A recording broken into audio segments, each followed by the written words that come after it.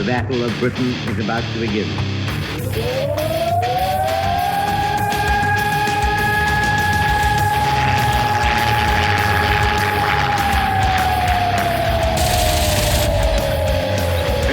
got extra up there.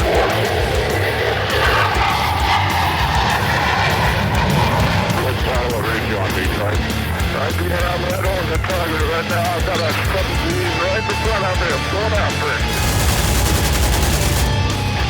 Right, I got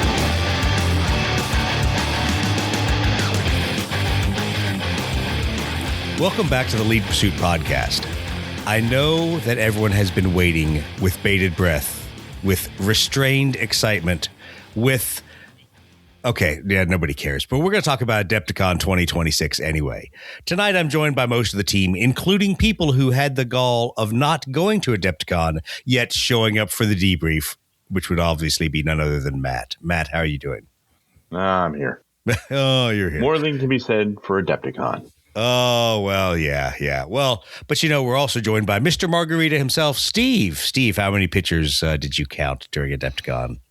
Man, I have no idea, but 2 weeks out, I'm still having a serious Adepticon hangover. Yeah. I'm just having a hangover in general. Yeah, you were. Yeah. I heard all about it. Oh, yeah. Well, hey, so the good news is Chris is back.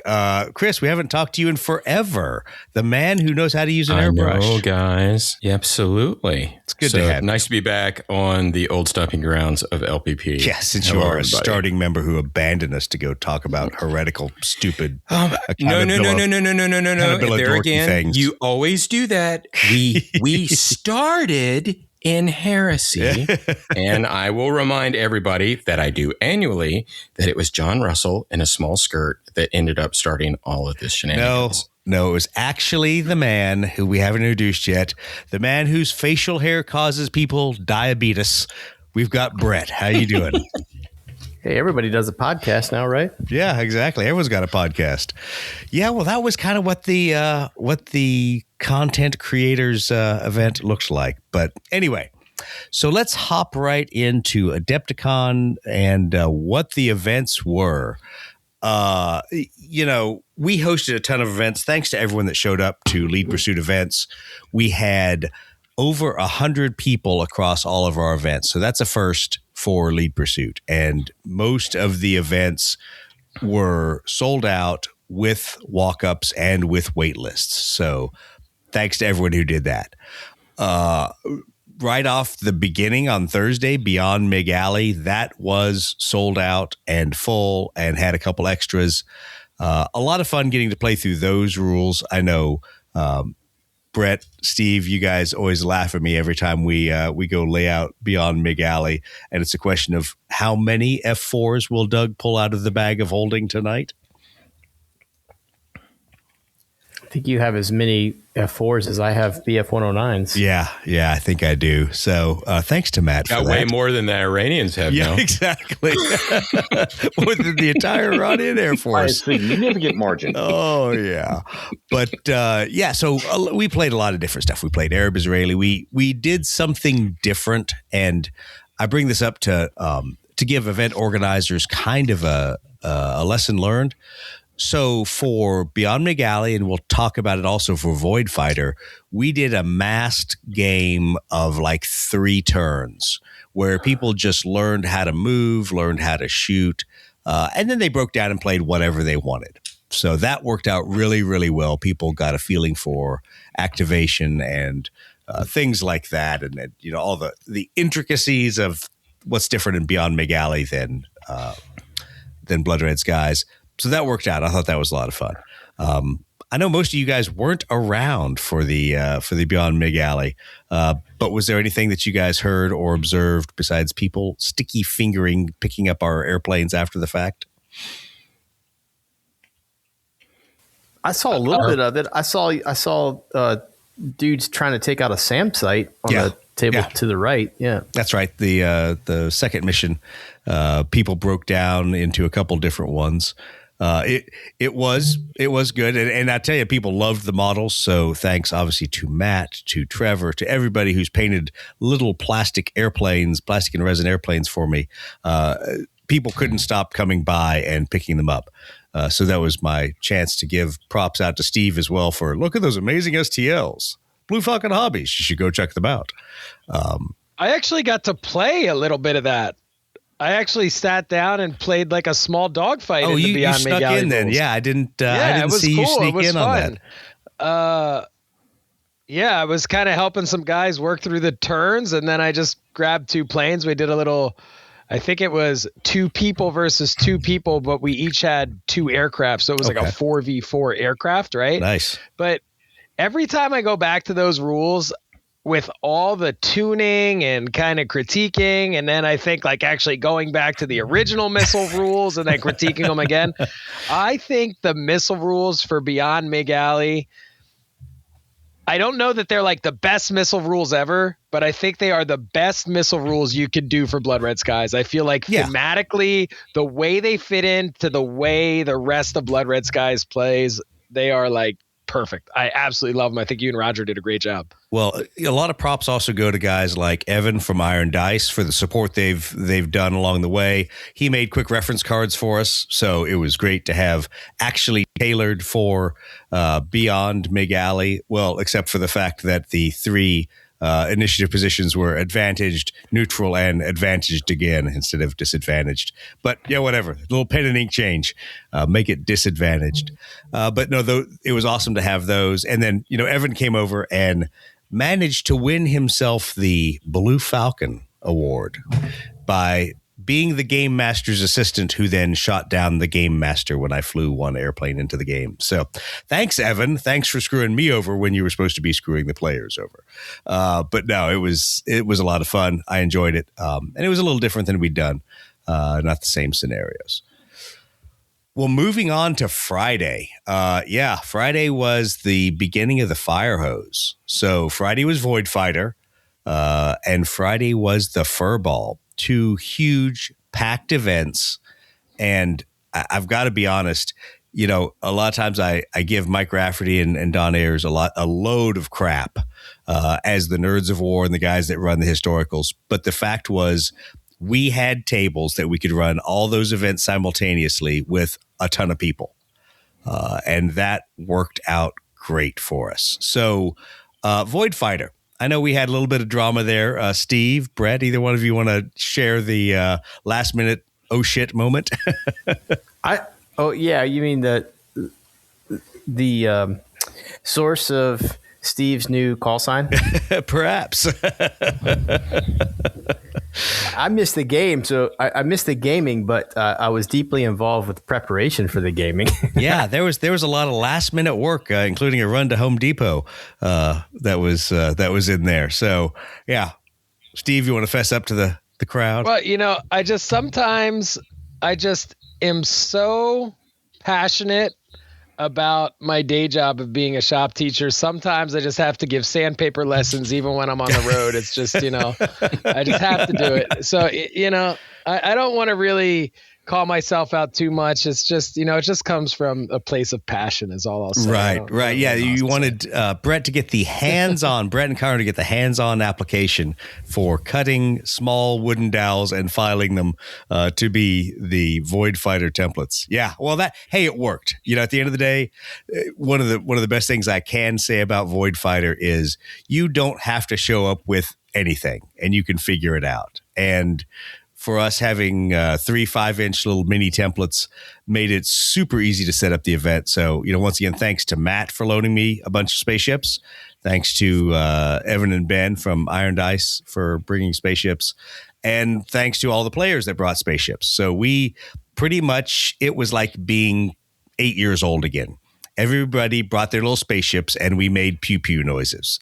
And I'm sure there were rules that were followed, but I think the lesson learned was everyone had fun playing Void Fighter because it was a chance to play with your space models and not be in an X-Wing tournament or not be trying to do something else. So there were a lot of players. Were those folks familiar with Void Fighter, or did they just bring their stuff and let's play? It jumped into about 3 categories. So the vast majority were like, hey, I've heard of Void Fighter. Sounds interesting. Would love to learn to play. Don't have miniatures. Don't have the rules. Somebody teach me. The other third in there was people that said, hey, I bought the rules. I haven't even cracked the cover. Maybe I should read this before AdeptiCon. So there were people that were interested. And then there were a lot of people that had at least played with their friends, were familiar with the rules, were bringing their own miniatures. So it was a wide variety. And to be honest, it made it very easy to break down to smaller tables. After we did the initial intro and got everybody kind of playing, then you could put experienced players at each table, put 4 players out there, and just jump through a game playing with whatever little plastic spaceships you had. So, Steve's got a point. Yes, sir, Mr. Steve. I think with how many people came to the Void Fighter game, next year we definitely need to add like a Void Fighter scenario driven game. Yeah. Some type of attacks. Like you said, there are ground attack rules in there. Maybe some type of assault on a capital ship with little space. Just like that game to me, right? That game to me, like screams, I saw a lot of people that kind of tried to make home brew rules for X-Wing on YouTube where they're like attacking a ground target or something. Void Fighter to me really looks like a good sandbox to that. And I'd love to see something like that next year. Yeah, I think that would be fun. I think like a lot of rule books you pick up, there's a bunch of scenarios in there. There's all kinds of crazy stuff for hunting space whales and all this other stuff. But I just haven't had a chance to play them. So I think that'd be one of the things to do this year is play a couple of those scenarios and see what fun stuff we can do. Yes, Mr. Matt, you had a question. I've actually got space whales. Shocking. Of course, that's shocking. But, that does not surprise me. You have space whales, and yet you've played Void Fighter twice, right? 3 times. 3. Oh, we're making progress. Yeah. Did you have to modify any of the rules from Void Fighter to fit in a tournament or style or convention style game? Well, no, I know that. Yeah, because there's some. I don't call them holes in there, but there's some exploits. There's things you could do. But the first thing I did was stood up and told everyone, hey, this is a fun game. This is not about winning. This is not about beating the socks off the other player. So if you're an experienced person and you know where those, points of exploitation are, don't do that. Just let's go have fun. Thankfully, no one built their lists that way. Nobody built super math hammered lists. So it worked out. There are a number of points that we just didn't bring up.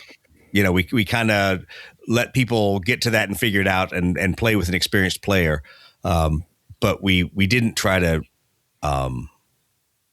close the loopholes like you would in a tournament, or didn't try to do like we do with Blood Red Skies tournament. We didn't go to that level. We're like, yeah, play the rules. It'll be goofy. There's some things that don't make sense, but as people are doing Cobra maneuvers and all kinds of other stuff, it was a lot of fun. Were there any kind of rules problems that came up? No, surprisingly not in Void Fighter. Another system was full of rules questions after year 5 that we've been playing the game.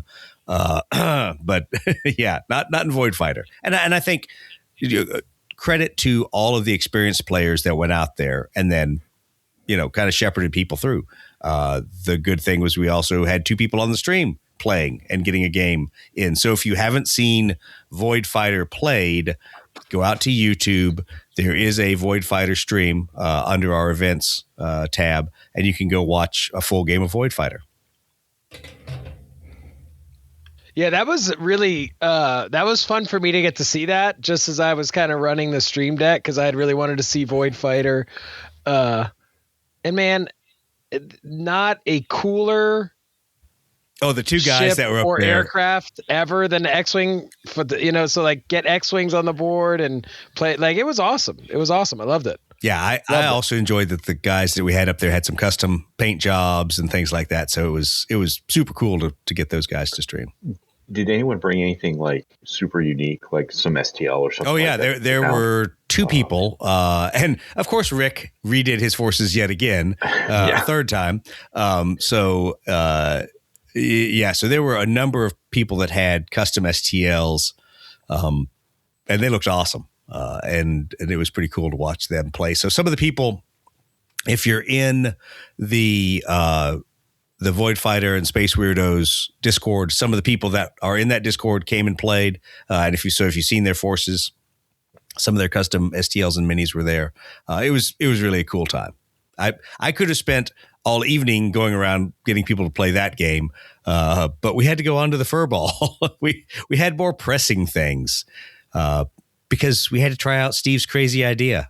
Steve, tell us about speed dating for Blood Red Skies.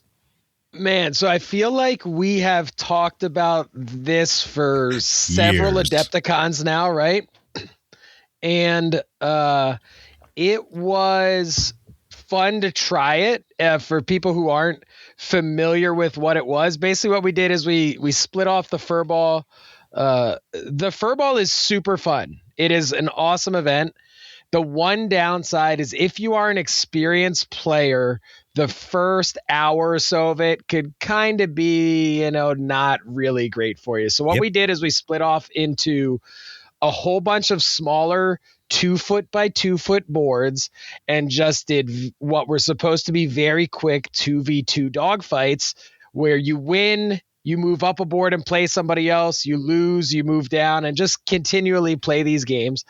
For a first run, I thought it was really, really good and really like a fun just exercise to see if it's a concept that could work.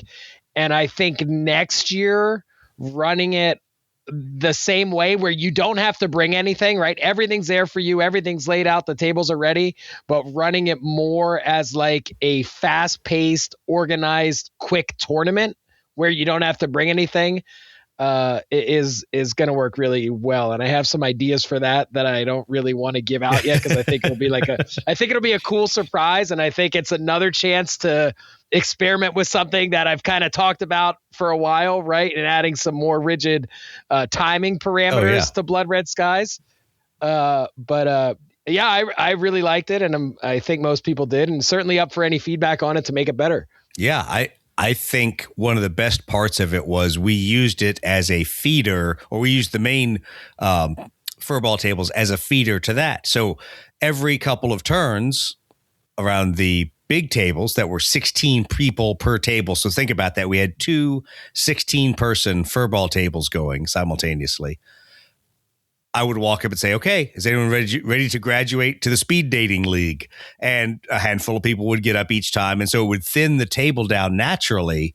So you didn't still constantly have 16 players on each table.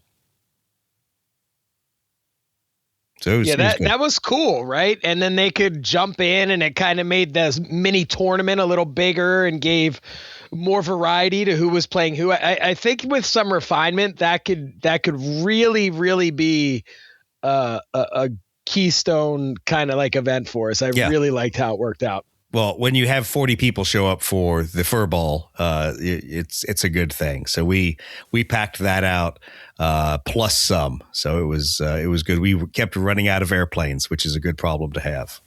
That's the biggest yet, right? Yeah, it's the biggest we've ever had. So it didn't fill out online, but it filled out and was extra by the time we had walk-ups and random people coming along going, what are y'all guys doing? Oh, it's called the furball. Hop in. I'm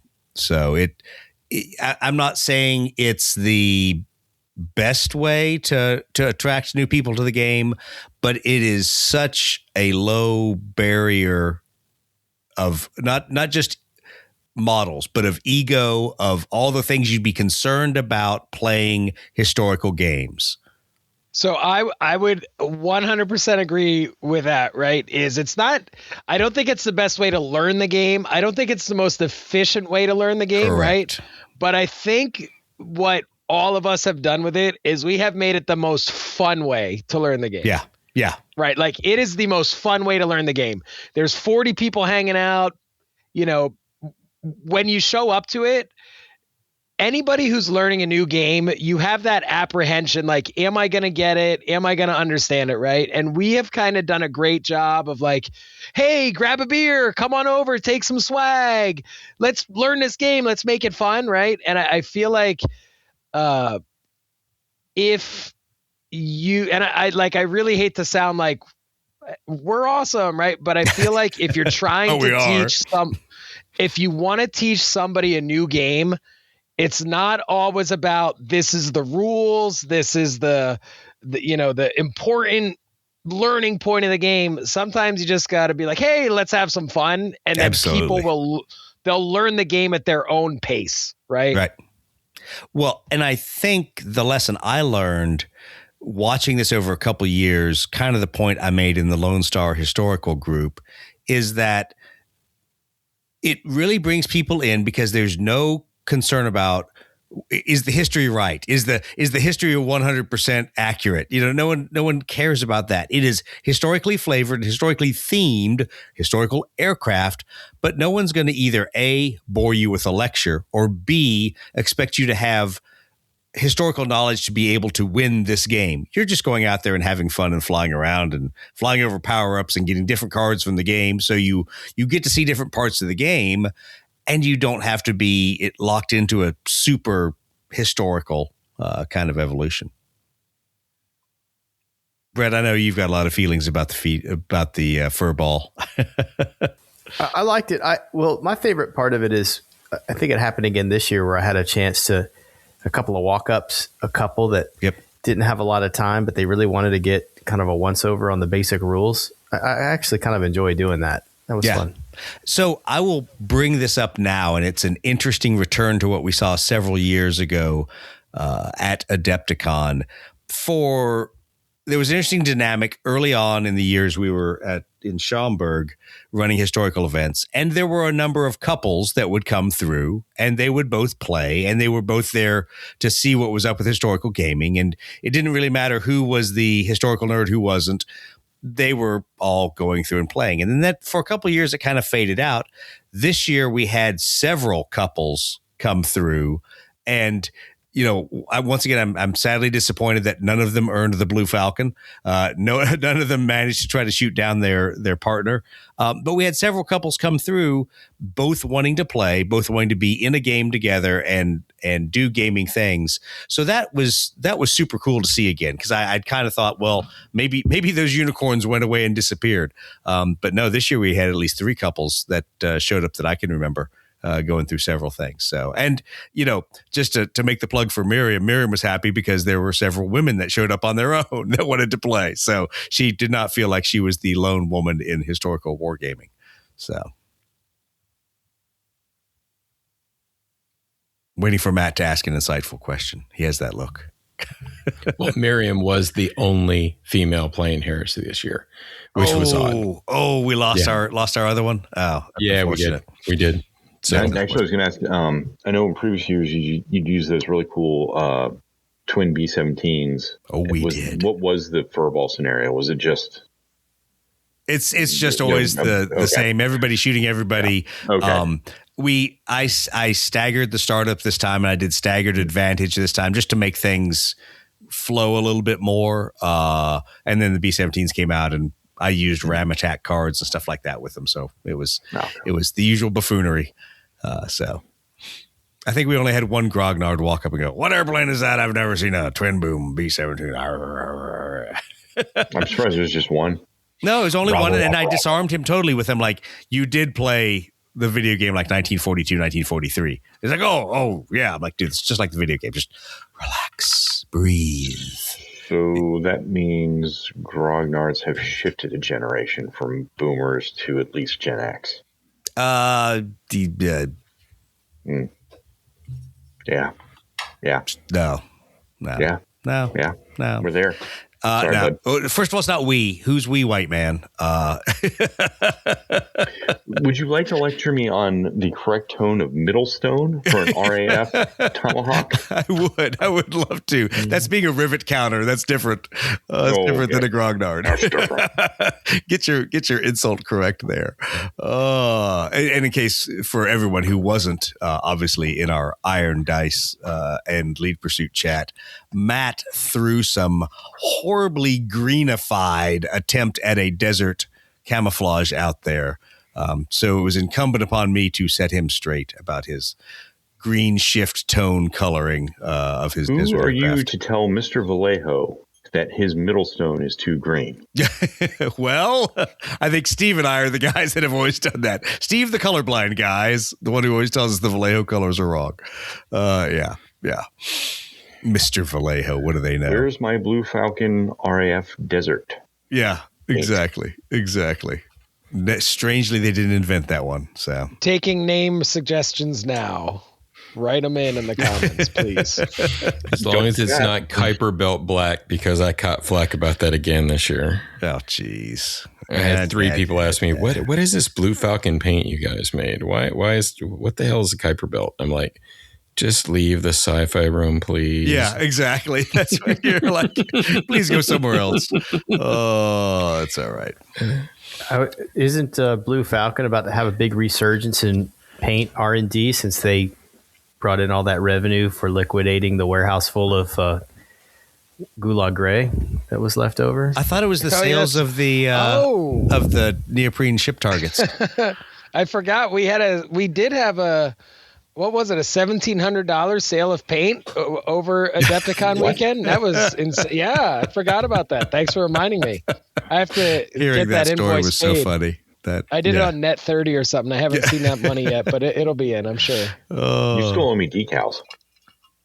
He owes everyone decals. That's a common Steve problem. He's used to that. No, seriously, I actually need A1 Skyrim decals for NashCon. No, really. By August sometime. All right. So anything else on the furball, dwelling on that before we move on? Saturday, Blood Red Skies tournament. All I'm going to say is if you want to know anything about it, go watch the videos on YouTube. It's all out there. So it was a lot of fun. Was smaller, I will say that. It was smaller than previous years. But, man, we still had a good time. And everybody played hard, and they were flying hard. They weren't hardly flying. And it was a good time was had by all, including the ringer that we put in there that suddenly ended up in third place. Jerk. All right. So after that, we had Aeronautica Imperialis. Now, Steve is suddenly super opinionated about Aeronautica. So, Steve, give us your spiel on Aeronautica. I think it could be the most fun game that we offer if you have the reps at playing it. Yes. So it is super fun, and I play it once a year, and immediately pick up the rules every year. I play once a year and can't remember how to move except for the first three bands. And that's the kicker, right? The rules are super easy, but until you are familiar with the games, the actual places you can move are super hard to figure out, right? If you can get reps with that game, it is so fun. The list building is fun. The weapon cards are fun. The way the 2-hit, 2 damage works is super easy.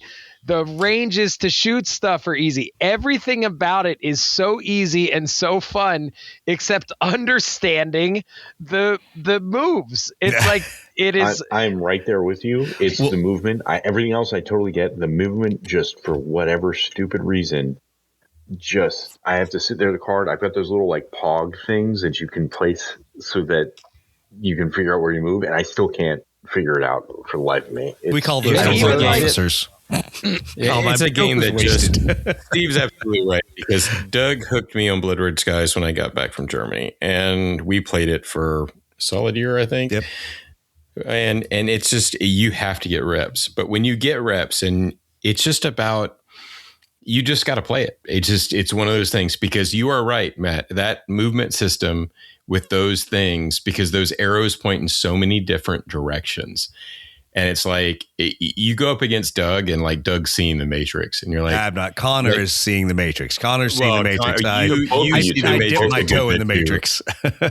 No, but when you play a person that really does see, when he throws a move down in his mind, he knows every one of those turns, and he knows all the distances that he can vary in those turns.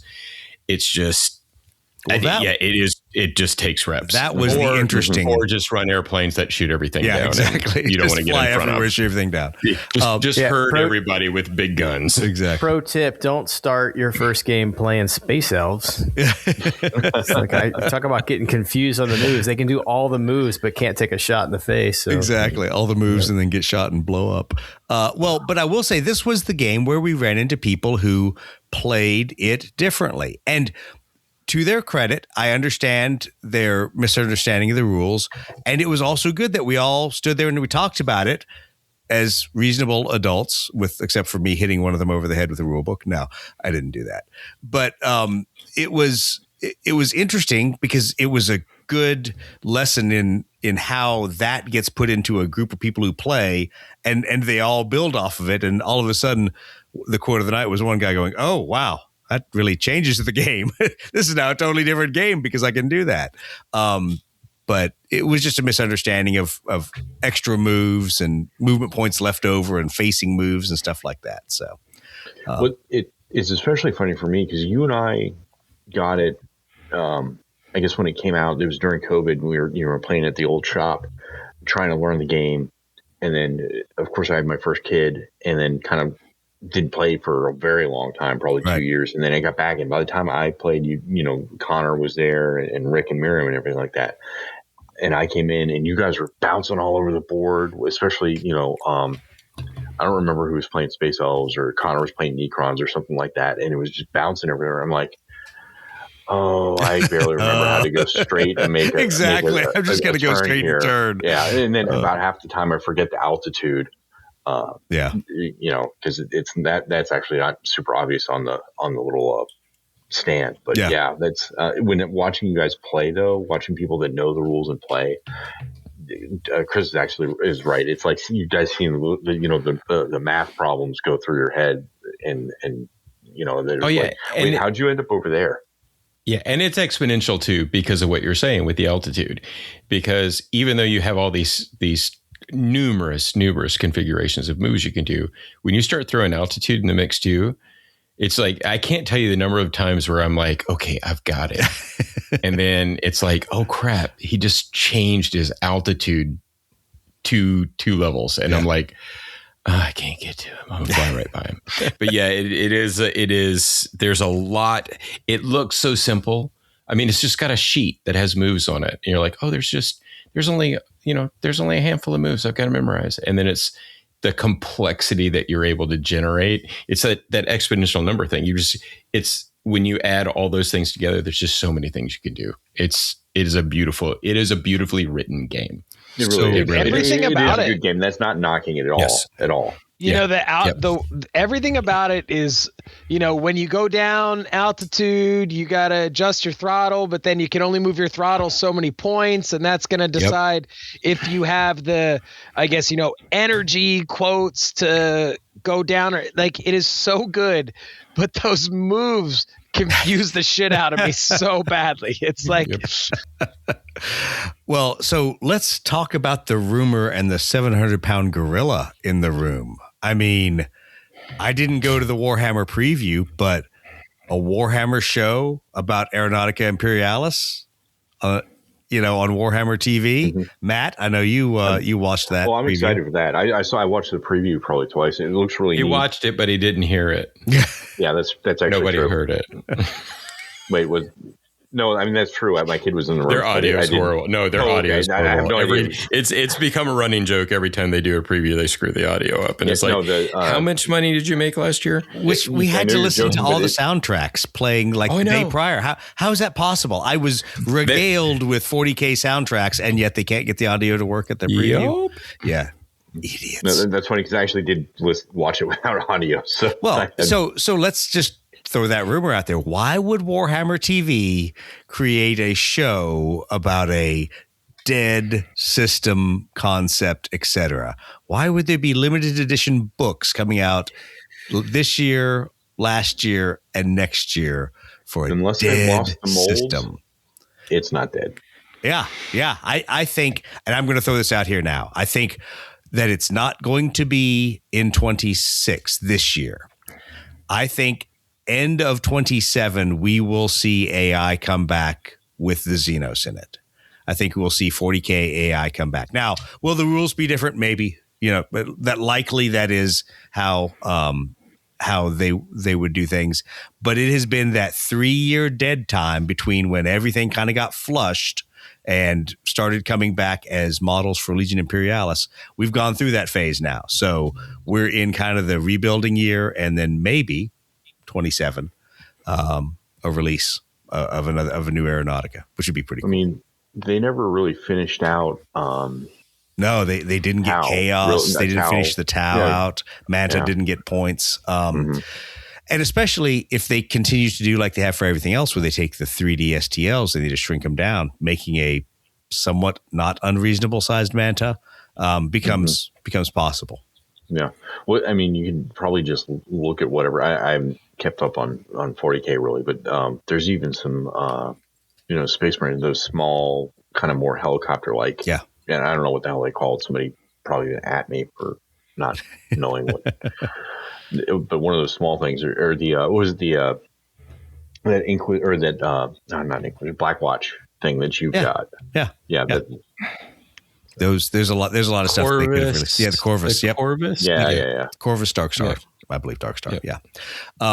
Black Star. There's a lot of cool stuff they could do. So we'll see what happens with it. But I think it's about time for its resurgence, which might also time with the release of 40K epic scale. So I think the two are going to probably be tied again because they've realized they can't make enough money on an aerial only game, but they're happy to put out aerial only rules for miniatures that can be used with an epic scale game. So it may not be the vast number of Xenos aircraft re-released. You may not see the resin stuff released in plastic.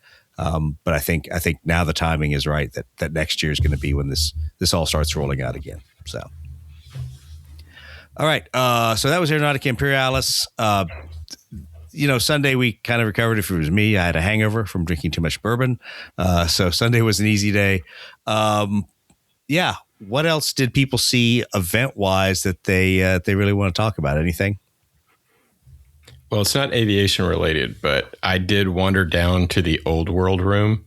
Ah, yes. And as for somebody that just is like a kid in a candy store when it comes to fantasy, seeing what they were doing down there and the number of people that were playing Old World again, it leads to AI coming back and all these other things. I mean, they're really starting to figure out that they're hitting on all cylinders with older stuff, which is why I'm kind of surprised we haven't seen Battlefleet Gothic yet. Oh, it's coming.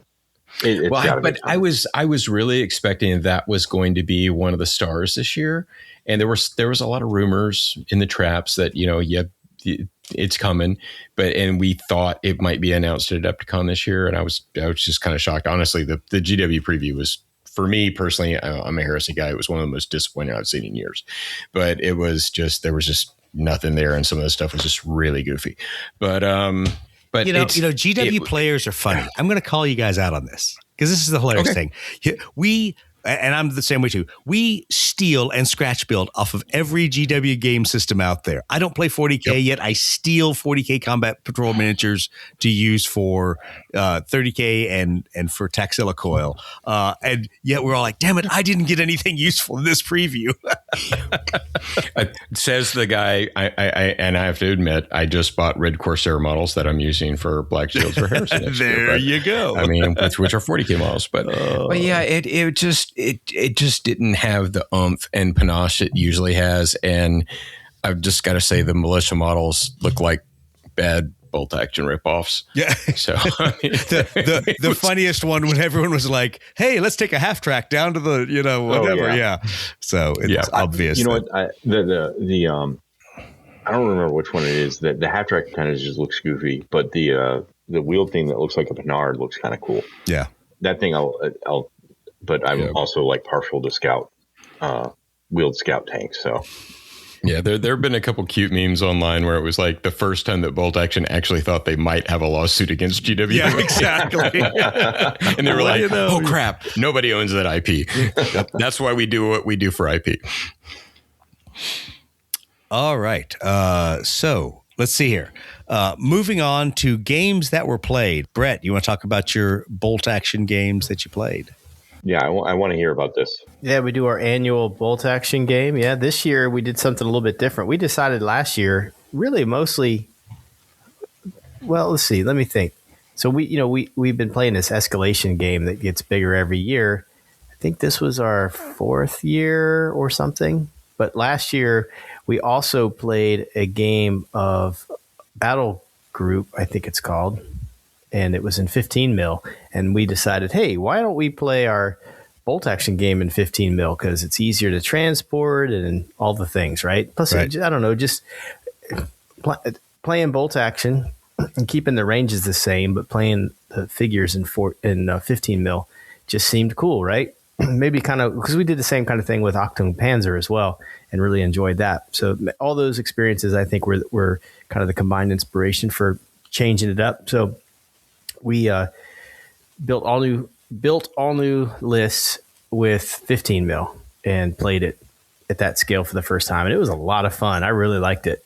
And it, of course, there's always the guys at Iron Dice Gaming. They're a bunch of dorks, but they have a cool table, so we get to play on. I love the fact that we just exploit them for their tables because we really don't like them. Really, we cannot stand hanging out with those guys. What a bunch of one-way, no-good sons of bastards.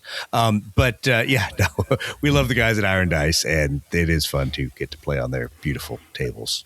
I'm really looking forward to the banner wars next year between Iron Dice and LPP. Exactly. So.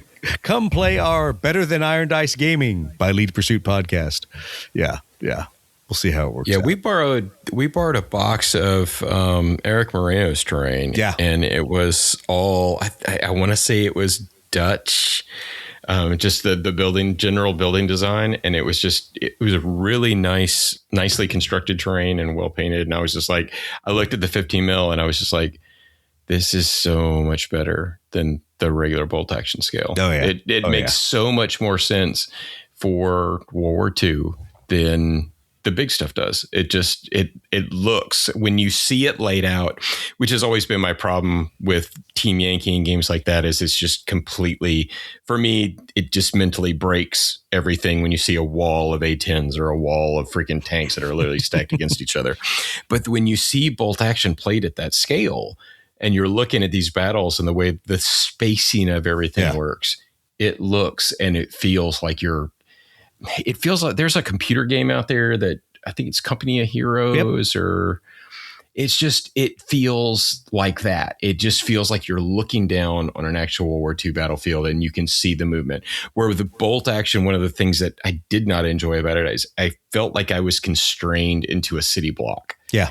And that just isn't the way even World War II, World War I, any warfare since gunpowder really works. And it really looked good. I was impressed. That's a really good point, because when the best game we ever played thematically, the one that looked the best was when, I guess it was a couple of years ago, we played on the big Stalingrad table. Yeah. It was 28 mil, but it was enormous. That was gorgeous. Yeah, the table was enormous. Yeah. So that made that made the size of everything feel better. But that's not typical, right? Typically, it's still kind of an ordinary size table, right? It's And too small, inherited the table size from 40K, and the problem is you get this just mass of vehicles and infantry and everything on there, and you're shooting at representative ranges that you could throw a rock at, and so it doesn't feel like people are pinned down across an open field by a heavy machine gun. It feels like the guy's throwing shell casings at them from around the corner. So and 15 mil, when we kept the same distances for ranges and movement and stuff, a vehicle on its turn can, move behind a building instead of just move like a third of its own its own distance. Distance. It actually felt like you were doing something. Whether it was troops moving or especially vehicles. So, and anyway, it was fun. It was kind of like playing on a diorama, but you get to play on sand table. You're going to be a military dork and say sand table. Nice work. So that said, like, what would you guys change about your list? Like, because I know this was not listen to Matt. I think that was their first thing. Yeah, they're probably number one. I don't know why Steve was listening to me. Besides sending me all the things to paint. We're doing something really different this time. So before it was an escalation thing, so we just kind of bolted on 250 points each year to our list, but it was essentially the same list, just got bigger or whatever. But this year, because 12, I think we're at 1250 now. It would be kind of ludicrous to keep getting bigger because it would just take too long. 1250 is kind of nice. You get a nice number of toys and the game's not too long. But so we decided, because it's 15 mil, we can build that whole 1250 point army pretty quick, even if it was because we just did that, right? We just built an entirely new, because we didn't have any 15 mil stuff. Especially if Steve's got somebody else painting most of his stuff. Good for Steve. He's learned like me. Well, this time what we did is we kind of rolled what the mission would be, and we're gonna list hammer to that mission. So, maybe every year we'll just do that. That sounds cool. Yeah. So we both know what the mission's going to be, and we'll just list hammer for that. Now, so my list all along so far has been, I don't know what you would call it, but it's a fast, nimble list. So everything kind of moves extra fast, or if you shoot at it, it goes and it backs up or something. That's kind of the heart of my list with machine guns, right? What's your list like, Steve? What's a lot of troopers, right? I had a lot of infantry.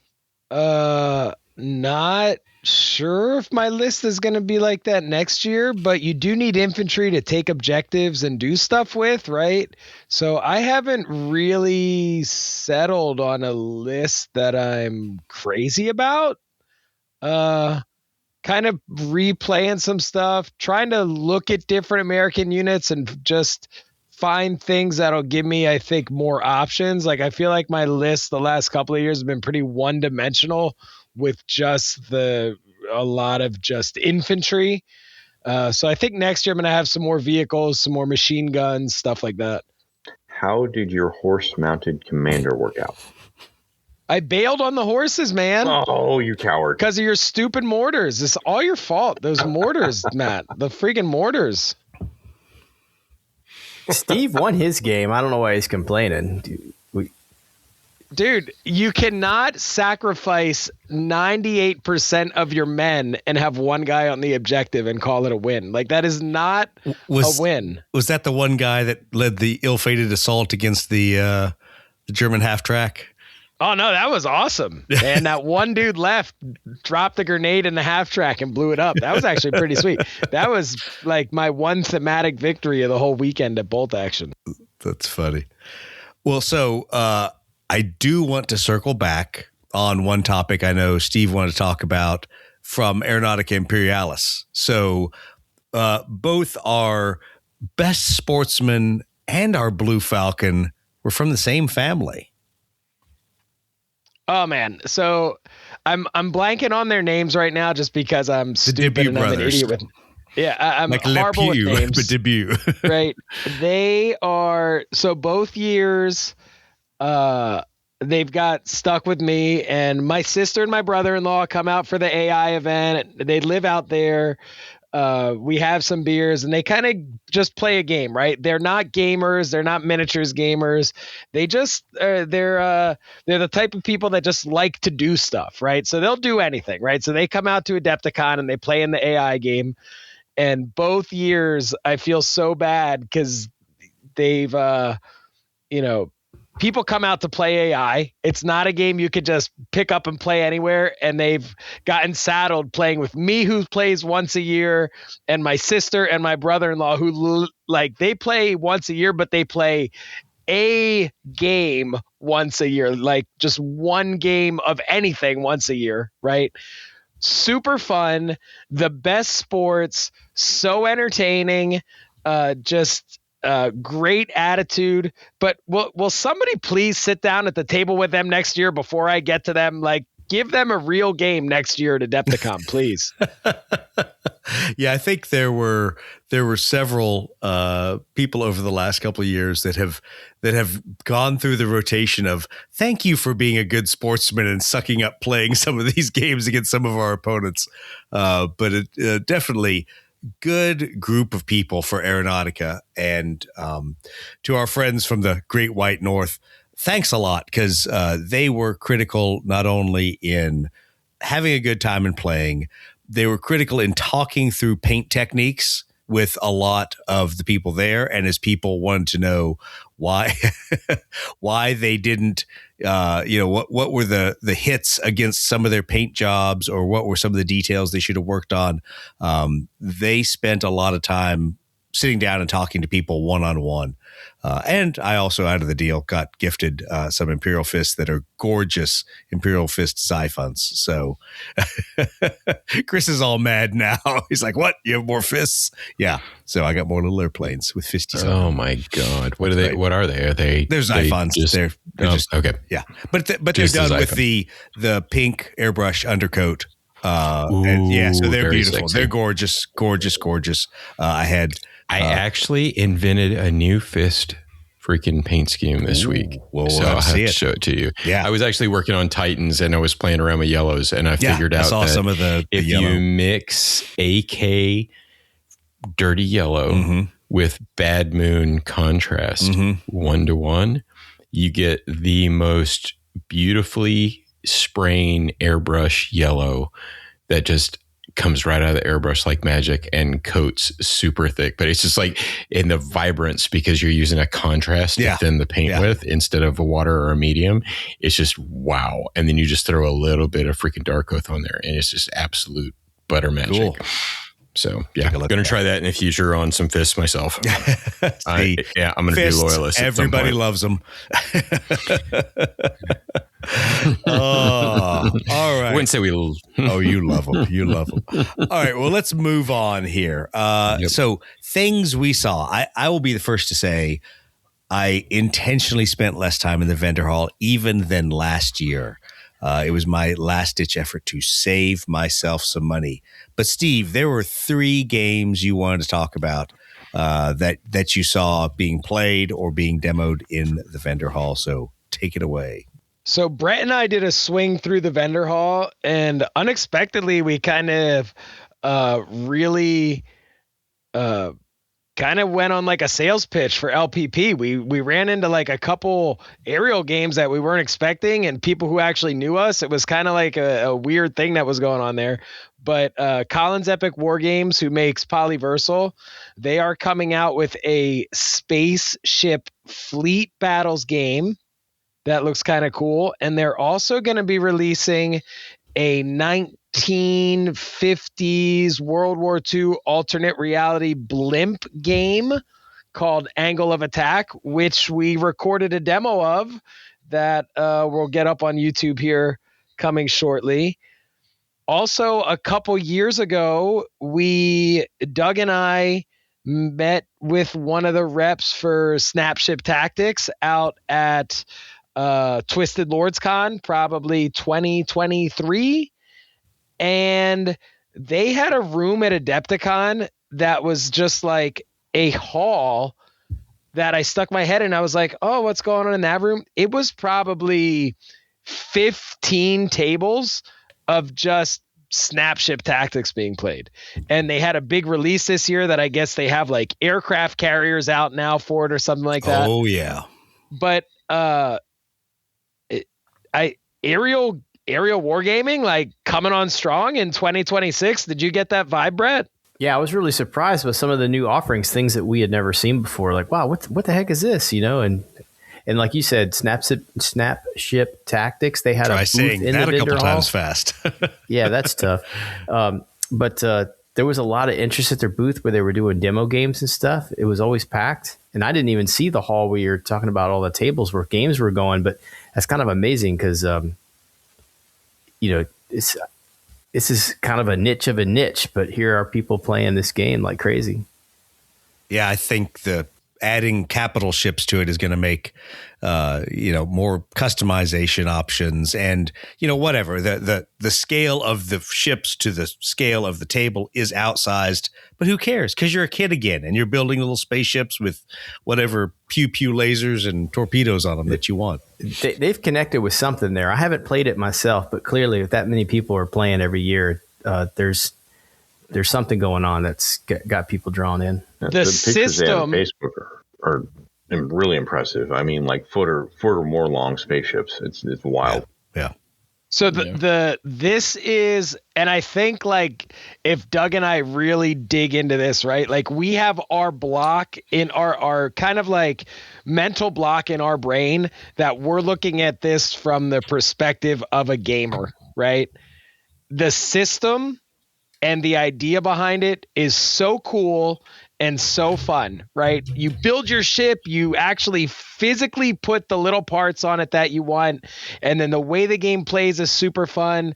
The way the game plays with the single template for all the moves is super creative. Everything about it is awesome, but as like that, grognardy gamer, right? I look at the scale and I'm like, oh, the scale just kind of, I want them to make that game at Aeronautica Imperialis scale, and it would probably be the only spaceship game I ever played. Like it is so good and so cool. I can understand why they're having tons of success with it for sure, especially because it was originally my idea and they stole it from me. Like, let's not forget that, right? Steve, still bitter. He thought of something and didn't take it to market. All right. Well, so let's talk about a couple other vendor hall things. Conflict 47. So K47 was big this year with Warlord. I know I picked up a rule book for Matt and managed to ignore the rest of the things. That table was insane with the giant brain thing and the walker. And I'm not a Conflict 47 guy. I was more of a Dust guy. Of course, we all know what happened to Dust, but that was impressive. Yeah. It was really impressive. Yeah. Yeah, some of the new kits they're coming out with, I mean, it looks like they're kind of slowly working towards redesigning the entire aesthetic of the game, and that new Allied jump walker looks really, really cool. It's really rolling here locally. Yeah. I mean, we've got quite a few people at the store that are in the Conflict 47, and we're moving stock of it. I mean, I can tell you it's a game that's moving. It's a game that's good. People are getting into. I mean, it's cannibalizing a lot of the bolt action players, but it's rolling. There's really no reason not to do both. It's using about half the same miniatures. I understand the rules are largely the same. But I've always been a pain. Like I still have a bunch of Dust stuff. I kept mine. Doug, I still owe you a Pelican. Yes, you do. As soon as I dig it up, I'll get it to you, no problem. But I just like weird war stuff. I don't think there's enough of it. I don't think there'll ever be enough of it. And there's like so many different design ethos that you can, approach that stuff with. Well, I think the core reason most of us like Dust over Conflict 47 is Dust is truly diesel punk. It's the Rocketeer. It's that aesthetic. Yeah. And Paolo did a great job dragging that out through the whole system. The problem for me with K47 is I don't get the visual interest in K-47, even with beautifully painted models. It just doesn't have the aesthetic. There's something clunky about it. There's also with Paolo, with Dust, I'm sorry, but there was this pinup factor to it. It was. And it really did play on that World War II nose art female archetype, and it really worked. I mean, I was one of the guys that when I found out that the French girls on the Vespas with the giant bazookas sticking out, dude, it was like, oh my God, I can have a whole squad of French girls on Vespas with freaking giant rifles, right? Yeah, exactly. Out of their Vespa. I was like, okay, I'm in. You sold me. So I did find pretty much STLs of all the Dust stuff. Yeah. They exist. Exactly. Look at Chris's face. Yeah. So I mean, if you just wanted to paint a one-off, they're available. I couldn't tell you how well they are, or how good they are, or how well they work, or anything like that. But I mean, kind of, if you're cool with that sort of thing, there's no reason you can't port a Dust thing into K-47. Absolutely. But I go back to, I think what so many of us have seen is that visually striking games are what keep our interest. The beauty of the Aeronautic Imperialis models, that keeps bringing us back. The aesthetic of Dust, it's just frustrating when they get paired with a shitty rule system. And so it is. And I'll talk a little bit on my lane. Just, we had this year, I mean, we had 130 players in Tag Team Heresy. It was the biggest year we ever had for Tag Team Heresy. There was an army of militia guys that were there, where all of the militia cavalry were Russian pseudo sci-fi militia riding on polar bears. And all the vehicles were painted in Russian winter paint schemes. And the guys that were playing wore Russian hats. And when you played them, you got a literal medal that they had made. I don't know where, but it had a polar bear on a medal, and it said Bearsky. Yeah. And they were the Bearskis. Dude, they were the level of hobby, and it wasn't just heresy. I mean, the level of hobby across the board. One of the things that brings me back to AdeptiCon year after year after year is I can walk around everywhere and I see beautifully painted stuff. One of the things that AdeptiCon has stayed with, and they need to stay with, is if you got gray primer crap, then you're more than welcome to play a pickup game out there. But if you're in organized play, you have to paint your crap. And the level of hobby that I see consistently year after year, it's one of the key things that brings me back to Adepticon, because you just walk around and it's a feast for the eyes. It gets your mental juices flowing. There's just so much beautiful stuff to see there. Well, I mean, it's amazing. Isn't that one of the draws of BRS though? It's not on one of those goofy flight stands with the telescopes. It doesn't have anything that breaks up the visual image of the planes on the map. So let me be the unabashed salesman for Beyond Mig Alley and BRS in that way. And it goes down to the discussion we've had about what scale do you play Beyond Mig Alley with these giant Phantoms and F-14s and stuff. You play it in 1/200, because when the model is on the table, it just dominates it visually.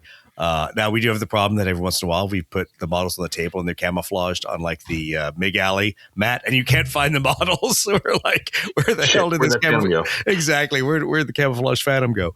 But I think there's something to be said of visually striking games versus physically representative games. Yeah. And I put Check Your Six and Aerodrome into that category of visually represented, or of they're represented because you got altitude stands and you're trying to show where people are in relation. People really don't care. It goes back to why people play 40K, where you're throwing a rock at the range that you're shooting bolters at. Yep. But you look out there and there's this massive infantry and a vehicle and a Night Titan and all this other stuff that makes it to where you don't care about the fact that they're in rock range and not bolter range. Yeah. But anyway, that also goes back why none of us particularly care for Flames of War or Team Yankee, and are reusing a lot of those miniatures to play bolt action. Yeah, I don't particularly care. Like Steve said, I don't particularly care for the tank park. I hate look that. of I just the game. I can't get over that. It is a It's hang the up. most realism breaking thing in the world. It's just so is. hack.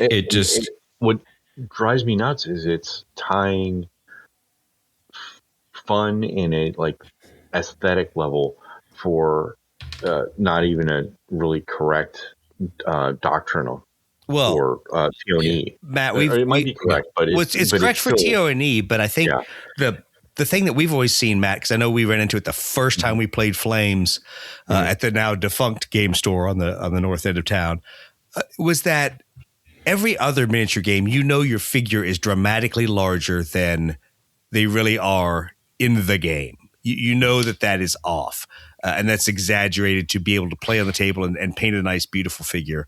The problem is Team Yankee Flames War enforces the physical size of the model. And so like in our game, when you popped that first tank in an alleyway and everybody else couldn't drive around it. And I'm like, this is a city. These buildings aren't one-to-one. Why can't I push the tank out of the way? Why, all these other 10,000 things that in Warhammer 40K, they're like, yeah, just do a dangerous terrain test and drive through the vehicle or drive through the building, So there was. So Doug, the bolt action rules do that also, right? Where like, and this is just from coming back and reading about it, right? Where like people are like, oh, can you take a Jeep, drive it up really fast, and then crash it on the bridge when you unload your guys out of it, and then people can't drive over the bridge. And they're like, oh yeah, that's a tournament strategy. Where when you play it at 15 millimeter, it's no longer a useful strategy. You can't do that, right? So like, it really finding that balance between the cool looking stuff and the gameability of it, right? Like, you really. I think if people would explore alternate things to some of the games that they like, you would find out a lot of stuff about a lot of games that you could actually kind of make better. Well, to me, it's the classic line when people say, oh, well, I only play insert game name X there. And I say, well, I try a lot of stuff. I don't necessarily like a lot of other games, but I'll try them. And we'll see. But people, I think, become very wedded to the rule set that they quote unquote enjoy, but it's really the thing they've played the most. And there's also an aspect of it where we have them in every community. They want to win. Yeah. And they only play one rule set because I find players that play multiple rule sets to be more narrative and just fun to be around. Right. It's the guys that are like, all I play is this or all I play is that. You tend to go in there and have, I'm not saying I don't have Phil's Bad's games because, you push my crap in. Wow, you won at a toy. You won Playing a with toys. Yeah, exactly. Because you min-maxed. You min-maxed and you do nothing but this. Bravo. But it's the guys that do multiple systems. You just have fun games with them because they really do.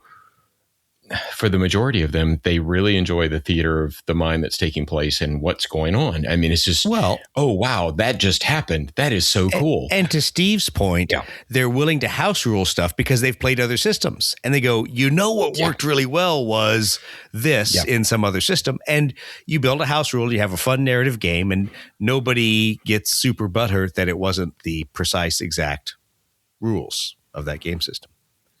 Yep. All right. Well, we have been talking way too long and wasting way too much time of our valuable listeners, all three of them, to include the woman who received the #1 fan, the top fan trophy. Yes, we gave a trophy to Steve's mom for being our #1 fan and best listener. So thanks, Mom. Didn't she come this year? Yeah, she was there. We presented the award in person. Yeah, and the Canadians freaking pushed my shit in front of my sister and my mom, and just that was part of awarding the Blue Falcon to them because they beat the crap out of Steve in front of his mom. Wow. If that isn't Blue Falcon, I don't know what is, man. No, good group of people. A lot of fun. I think my biggest takeaway from AdeptiCon is there's always too much to do, too many things. I will say a number of people have stepped up and said, hey, we would like to help you all run events next year. Yes, please. I think that would be awesome. Because the more that we get the community to run events, then people get to step out and go see things and do things and play other systems and have fun and not just be unpacking and repacking little airplanes and terrain. I really had fun at the BRS tournament. The emphasis on the speed of play, I thought, made it really fun too. Then maybe we'll just have to have you stop being a talking head so you can always be the ringer. Well, I hope we get to continue to see return of the tournament or something like it in the future. But there's a discussion to be had there, and I'll be honest, it is a little frustrating when you see numbers descend for a couple of years. But we'll just have to see what things look like next year for AdeptiCon for the BRS tournament. We are going to do one at NashCon, so we'll have that Blood Red Skies tournament. But if the community says we don't really want to do tournament, we'd rather do narrative or rather do fun kind of games, hey, let's do what the community wants to do. I'm not here to force people to play a tournament. I think we went down the tournament road because so many people said BRS is a good tournament system, and it's a good way to bring in X-Wing players and other competitive players, and it worked. But we'll just have to see what it holds for next year. All right. Any final thoughts around the room? Anyone I forgot to call on? I'm sure. Just one.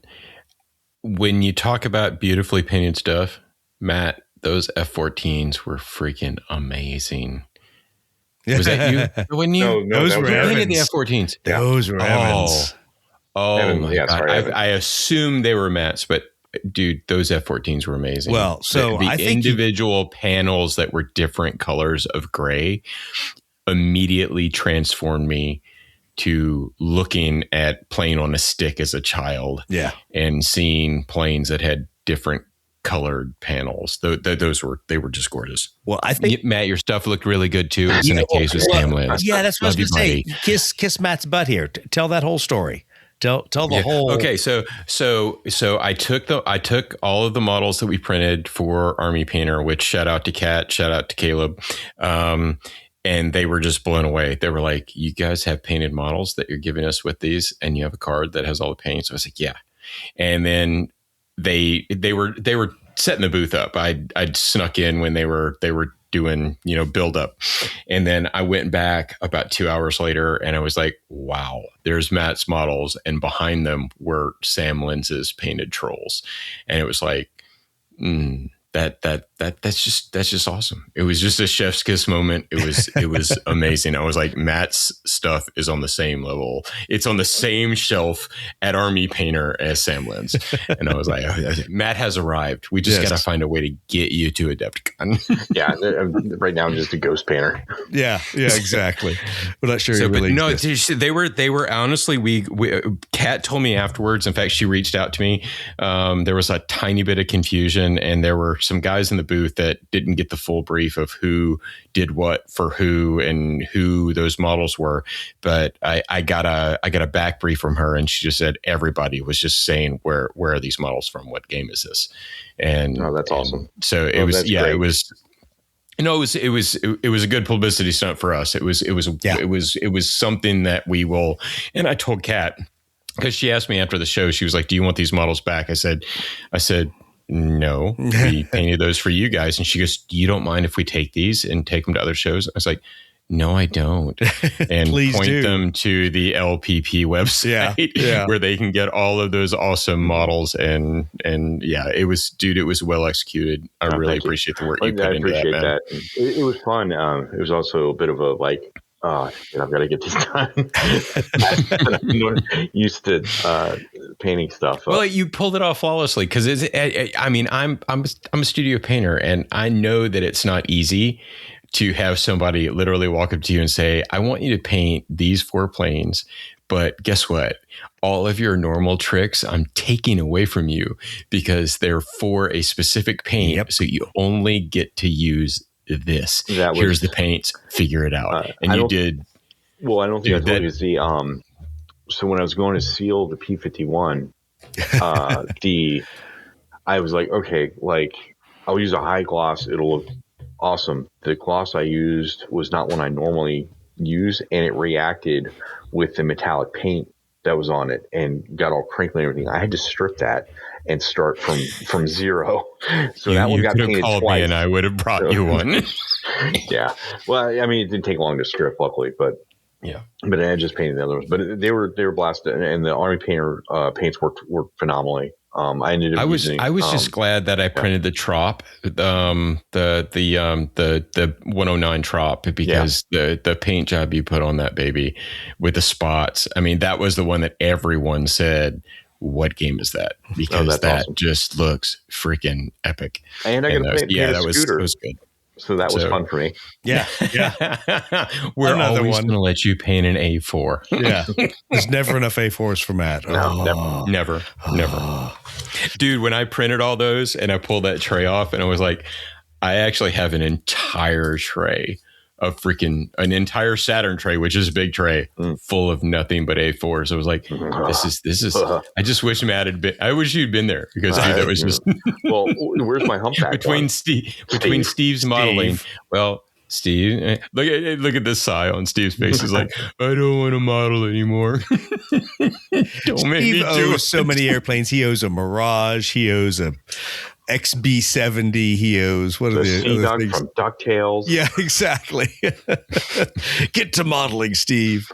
Oh, well, no, and guys, then get decals done. Yeah, and then cut some acrylic. Yeah, no shit. Well, thanks to everybody that came by, played the games, picked up some swag from us, sat around and BS'd and had a good time. I really enjoyed AdeptiCon. I think everybody else on the team did as well. It was a good time to get out, let off a little bit of steam. And, I'll make the shameless plug. So we are doing more content on YouTube. It was funny to get a YouTube strike and then push back against that and say, no, in fact, I have licensed that music. But people are noticing us on YouTube. So please, if you're watching the podcast on YouTube, like, subscribe, tell your friends about it, comment. So, I remind everybody on any platform that allows engagement, please ask us questions. Please tell us we're a bunch of idiots. We'll answer your comments either way. But most importantly, as Steve would say, if you're not flying hard, you're hardly flying. How Matt's extremely sexy models were in the same case as Sam Lynn's. Don't inflate his ego. It's just going to get beaten down by a 4-year-old tomorrow. So, but I'm not trying to inflate his ego. I'm starting the propaganda campaign to get him back, or get him to AdeptiCon. We just got to get it in front of Haley. We got to make Haley understand who Sam Lynn's is. That's the job. Yeah, I was about to say that's the first problem. That's going to be That's the next 340 days.